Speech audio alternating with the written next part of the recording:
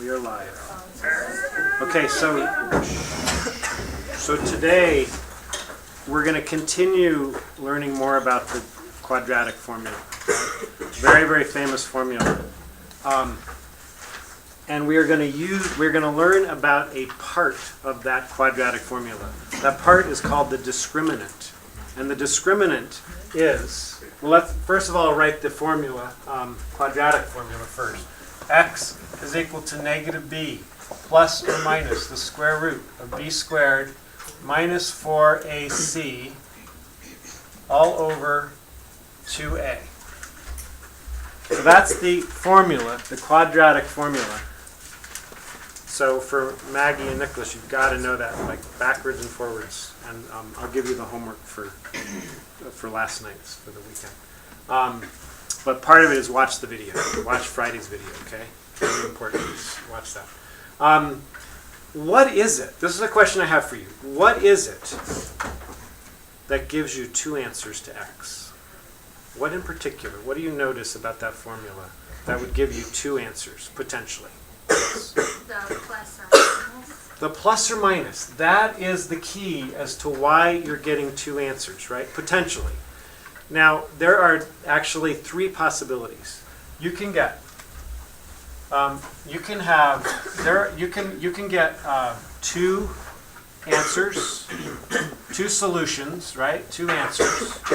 Or you could get one answer, or you could get no solution. So before I explain what the discriminant is, I just want you to see, those are the three possibilities, okay? You can have two answers, one answer, or no answers. What's an example of two answers if I drew a graph? Yes, Beckett. A parabola that crosses the x-axis at two places. Right, there you go. Right there. What's an example of one answer? Somebody else. Celestina, what's an example of one answer? If you got one answer, what would it look like?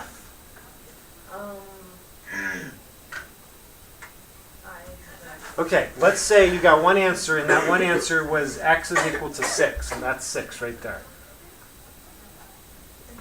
It only touches the x-axis in one place. And what's it going to look like? Right? It's going to be a parabola that dips down, and this is called the vertex of the parabola. And that vertex is touching the x-axis only in one spot. It didn't dip below it like this one did, right? If it dips below it, then it would be touching in two places. Here, it's just touching in one place, so it just barely nicks it and then comes back up again, right? All right, what would be an example of no solution? Somebody else, Sina. A parabola that doesn't touch the... Okay, so like up here, right?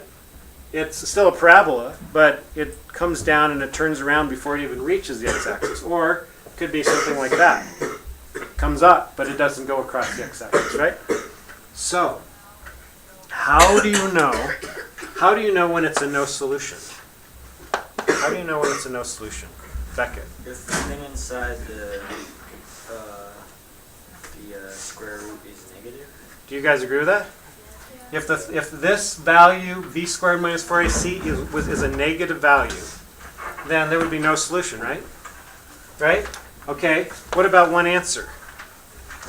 What would this have to be? Well, actually go to two answers. What would this have to be in here for there to be two answers? Positive. Right, it'd have to be a positive number, right? Square root of 1, square root of 2, square root of 3, square root of 4, square root of 5, square root of 6, square root of 7. There's always going to be two answers. It'd be plus or minus the square root of whatever that number is, right? All right, so what would it have to be in there for this to be only give you one answer? 0. Who said that? Who said 0? You said it? Do you guys, is that true? In order for it to get two answers, it's got to be positive. To get no answers, it's going to be negative. 0 is sort of right in the middle, right? Let's think about it. If that were 0, square root of 0 is 0, right? If we're going to say negative b plus or minus 0 all over 2a, is that going to give me one answer or two answers? Negative b plus 0 over 2a versus negative b minus 0 over 2a. It's only going to be one answer, because if you add nothing to b, or negative b, and divide by 2a, it's going to be the same as subtracting nothing from negative b over 2a, right? All right, so the discriminant, this is the discriminant.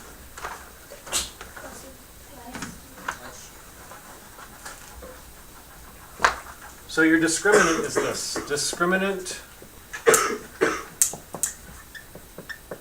it's a weird word, but that's what it is. And the discriminant, technically, it's b squared minus 4ac.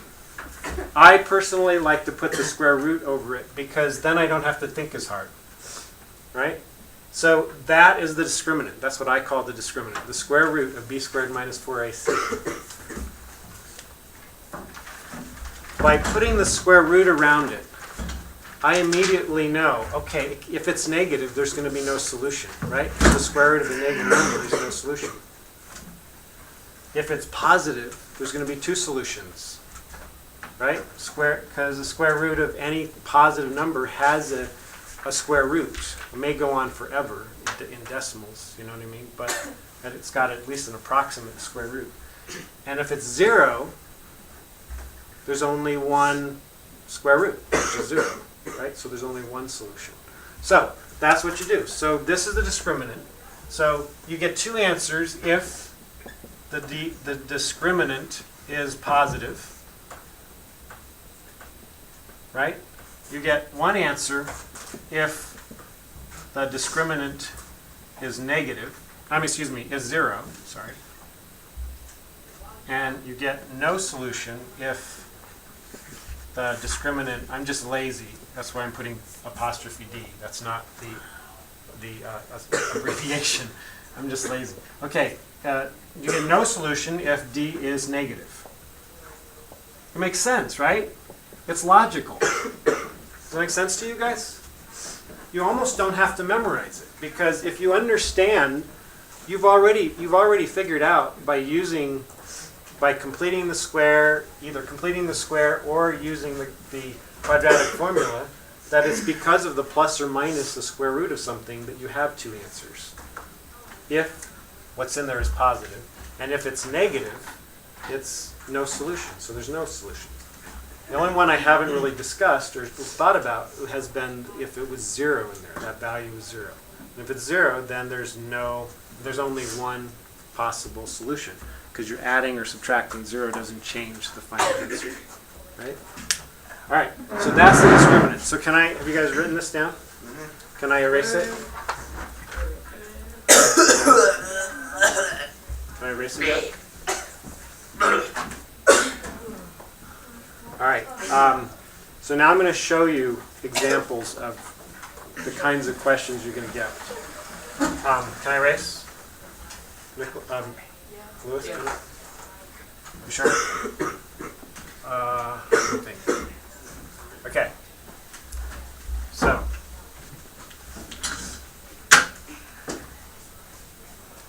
So a lot of times you will get a question, like on an SAT question, or a question like an admissions test that you take to get into Santa Fe High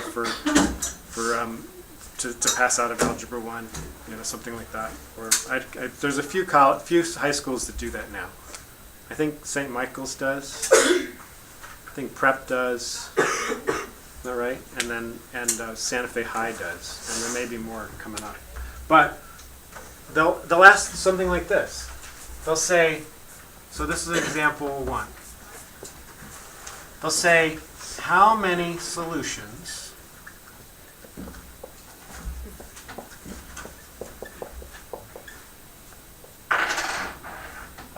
does the equation have?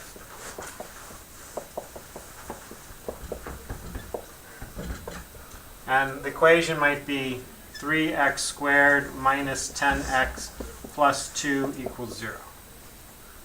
Okay? So write that down in your notes. How many solutions does the equation have? And there's the equation. Now, what I've seen in the past when I've taught this, after I've taught it, I've seen people actually write the entire quadratic formula and solve it to answer this question.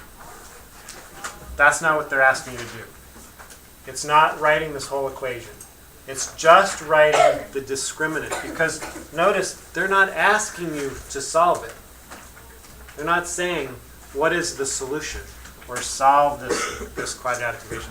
All they're saying is, how many solutions are there? So we only have 3 options. 1, 2, or 0, right? There's no solutions, there's 1 solution, or there's 2 solutions. It crosses the x-axis nowhere, in 1 place, or in 2 places, right? Right? Make sense? So all we're going to do is we're going to use the discriminant. So the discriminant is the square root of b squared minus 4ac. This is my a, this is my b, and this is my c, right? I always have to make sure it equals 0 first, right? It's very important. So if it doesn't, if that said equals -2, I'd have to bring the negative, add 2 to both sides. So square root of -10 squared, which is 100, minus 4 times 3 times 2. Okay? So that is going to be the square root of 100 minus 4 times 3 is 12 times 2 is 24.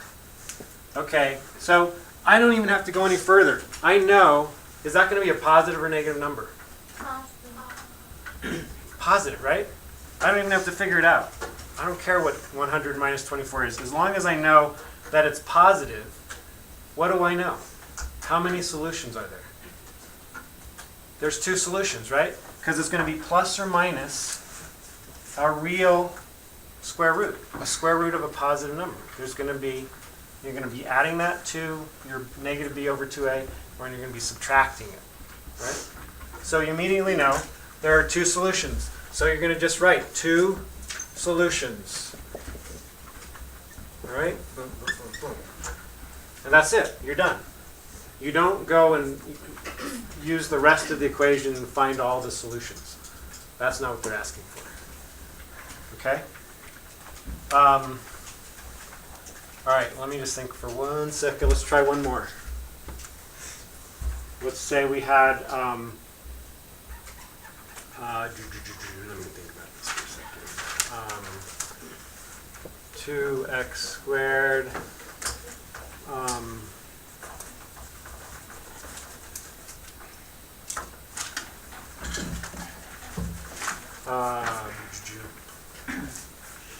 x minus plus 2. Will that do it?